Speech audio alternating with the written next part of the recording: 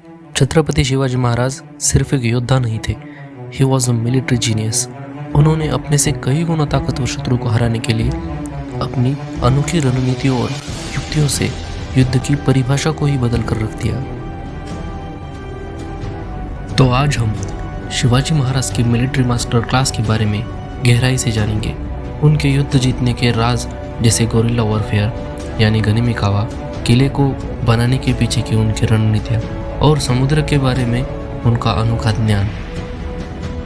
हम सबसे पहले बात करेंगे गोरिल्ला वॉरफेयर यानी गनिमी कावा के बारे में। ये उनके सबसे शक्तिशाली हथियार था।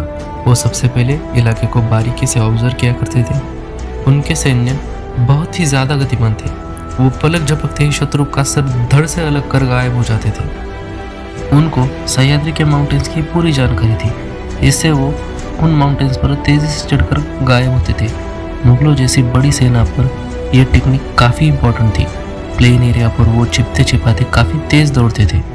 वो वहाँ के स्थानिक लोगों से जानकारी हासिल करते थे, इससे उन्हें शत्रु को हराने का एग्जैक्ट तरीका मिल जाता था।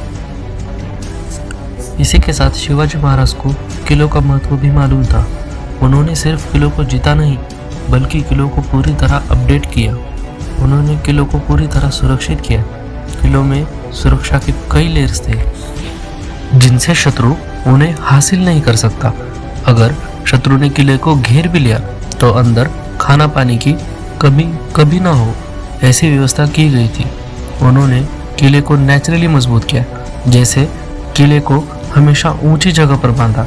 किले के आसपास गहरी झाड़ियाँ थी, जिनका रास्ता महाराज के सैनिकों के अलावा किसी को मालूम नहीं था। किलों को बांधने की टेक्निक के अलावा शिवाजी महाराज समुद्री युद्धों में भी एक्सपर्ट थे।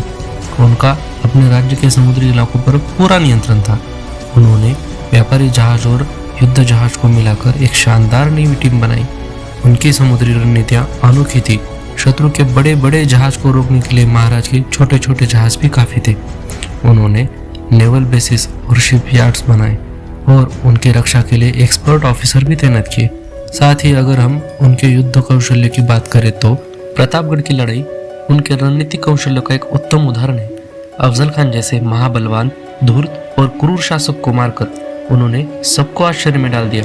यही नहीं, बल्कि आगरा की कैद से निकलना, मुगलों में झूठी अफवाह फैलाकर उनको भ्रमित कर देना, अपने जासूसों से मुगलों की खुफिया जानकारी इकट्ठा करना और इन्हीं जैसी कई युद्ध रणनीतियों की वजह से उनके दुश्मन भी बड़ी से बड़ी सेना होने के बावजूद भी उन पर आक्रमण करने से डरते थे।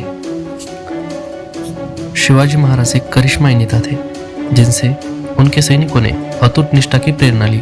वो अपने सख्त अनुशासन और उत्तम व्यवहार के लिए जाने जाते थे। उन्होंने जात पात को दूर रखकर योग्यता को बढ़ावा दिया। सैनिकों को उनकी बहादुरी और कौशल के लिए पुरस्कृत किया।